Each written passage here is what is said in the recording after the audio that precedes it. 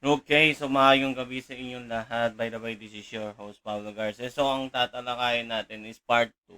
Ito po yung magiging, ito po yung successful video na uploading ng MC28. Yung unang ginawa po natin ay medyo hindi po siya nag-success dahil nga po nagkaroon po ng konting aberya po doon sa ating PDF file na kailangan 10 MB below lang ata yun. So ito, papakita po ulit natin yung pagsasubmit po ng MC28 sa lahat po ng mga wala pa pong submission ng MC28 para ma-avoid po yung penalty ay gawin na po ito. So whether you have electronic pass, pwede po rin na pwede po mag-submit para makasigurado po tayo na okay po yung ating lahat. Yung okay po yung ating uh, submission. So, kahit nagbayad po tayo ng 5,000 pesos na nag-apply po tayo ng amnesty. Pero sa mga wala pa pong e-pass, required po ito bago kayo makakagawa ng user account and password sa electronic filing and system tools. So, ito, kailangan nyo lang po fill upan ito from your details ng authorized person up to the region, address, and etc. So, gawin natin to ha. Okay, so after nating mapilapan lahat, hihingi po ng PIN through your email registered. So, kailangan active po yung email na pagsisendan po nito para at least makuha nyo po yung OTP. Okay? So, after nito, i-upload lang po natin yung dapat i-upload dito. So, it must be, ilan po dapat? 2 MB. Ngayon, 3.996 yung MB natin. Alam ko may ginawa na akong DOS lang dito eh. Okay, pilapan nyo po yung CAPTCHA, then also Annex D. Then, i-browse nyo po yung inyong MC28 na dapat po 2 MB below lang po siya. Okay? So, iyan na lang natin para makita natin. Okay? So, then, upload po natin yung file. Once na-upload po ito, lalabas po ito. Yan. Once success po yan, na-meet na po natin yung mga requirements, submit lang po natin.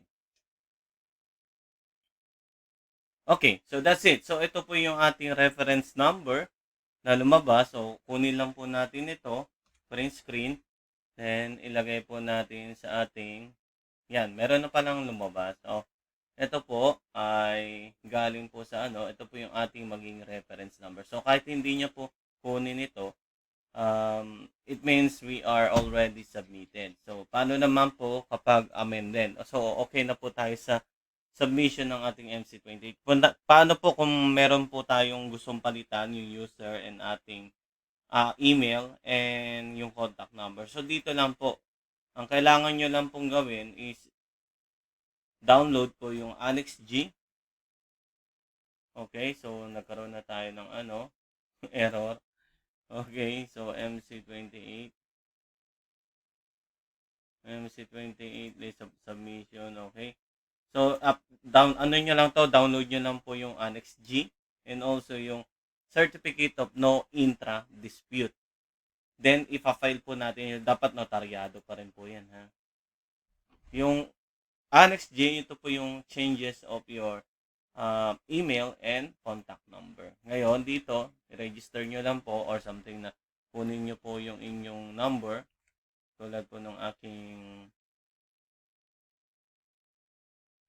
itong CS number ng inassign po natin. So, makikita po natin yan dito. Okay? So, Envision Inc. Okay? Then, search. Dapat may lalabas po dyan. Yan. So, meron naman po dito, no result found. So, ibig sabihin, please enter. Meron po tayong error. Okay. Envision. Bakit small letter? Search. Search lang para at least what the hell. Okay, so kung sakali man sinubmit na po natin to and it is possible are not yet entered in the registry. So bago lang po kasi ito, hindi pa nasiguro na encode. Lalabas po yan dito. Yon.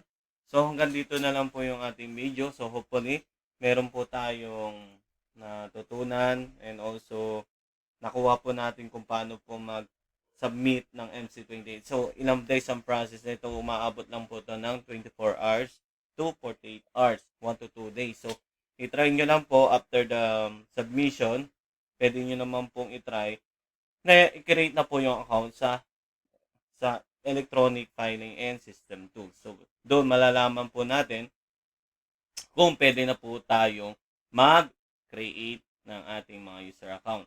So, importante po na mahabol po natin kasi September 30 na lang po yung submission ng mga late filing and no submission ng annual report like the GIS and audited financial statement. For those non-stock corporation below 600,000 ay pwede po magpasa o mag-submit ng non-audited. So, kaso kailangan nyo po ang ipa-file nyo po yung template po ng SEC na matatagpuan po sa sa downloading o yung nada-download ng mga form kasama po kasama po yung GIS po doon.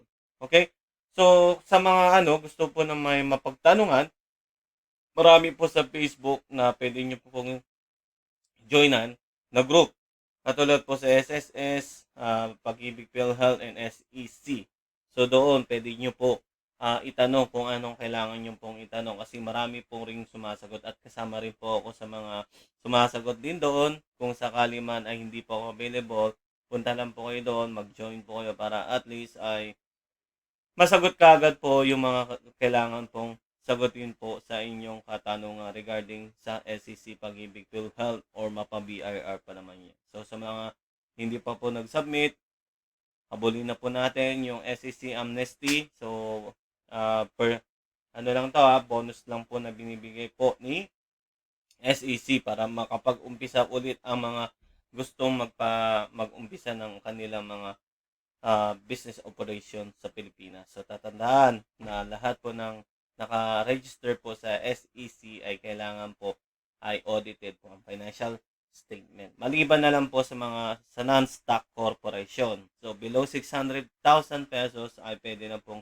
hindi na po ipa-audit. So maraming salamat po sa mga sumubaybay. Kung nagustuhan nyo at nakakatulong po itong video na ito, please like and share na po itong video and also subscribe naman po. Huwag lang puro panood po. Yun lang po sa akin. Kahit papano, libre na po itong consultation na itong binibigay ko sa inyo. Mag-subscribe kayo. And huwag nyo rin po kalimutan yung notification mo.